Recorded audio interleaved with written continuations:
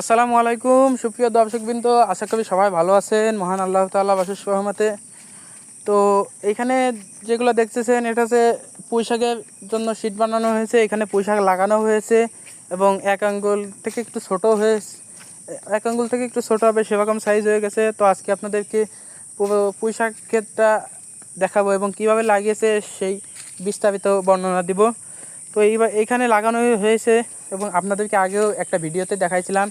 এটা হচ্ছে 3টা পিলিক হবে। একটা পিলির মধ্যে ওই যে আকড়া কোদাল আছে, অবশ্যই আপনারা চেনেন, মাথাটা একটু হুসলা, ওইটা দিয়ে টেনে এই যে 3টা পিলিক হবে, 3টা দাগ দেয় দিয়ে এই যে একটা পিলির ভিতরে 3টা লাইন করে সমানভাবে এইভাবে সুন্দর করে লাগাই দেয়। একটু ফাঁকা দেয়, 1 বিঘে 1-2 আঙ্গুল ফাঁকা দেয়, মানে 1-2 আঙ্গুল থেকে একটু 4 আঙ্গুল 5 আঙ্গুল ফাঁকা দেয়।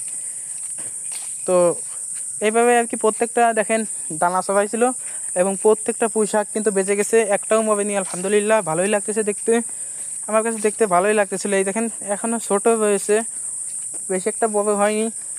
তো আপনাদেরকে দেখাইছিলাম যে এইটা কবে আপনাদেরকে দেখাইছিলাম, যেমন সম্ভবত ঈদের 1 সপ্তাহ আগে এইটা আর কি কাজ করতেছে। তখন থেকে আর কি লাগানো হয়নি, কিন্তু তখন থেকে কাজ করতেছে। লাগাতে হয়তো একদিন সময় লেগেছে। তো এইখানে যে ঘাসগুলো, এগুলো হচ্ছে ভাদলা ঘাস। আমাদের ঘাস বাগানে যে ঘাসগুলো দেখতেছিলেন, যে বুনা ঘাসগুলা, এইখানেও কিন্তু সে প্রচুর পরিমাণে ঘাস হয়। আমরাও এখান থেকে নিয়ে প্রচুর পরিমাণে ঘাস খাওয়াইছি গরুকে। তো অবশ্যই আপনাদেরকে ভালো লাগবে, লাগানো হয়েছে এইভাবে। লাগালে আপনারা কেউ ঠকবেন না, আপনাদের ফলন অবশ্যই ভালো হবে। তো আজকের ভিডিওটা এই পর্যন্তই। আসসালামু আলাইকুম রহমতুল্লাহ। সবাই ভালো থাকবেন, সুস্থ থাকবেন। আমার চ্যানেলটিকে অবশ্যই সাবস্ক্রাইব করে দেবেন এবং বন্ধুদের মাঝে শেয়ার করে দেবেন।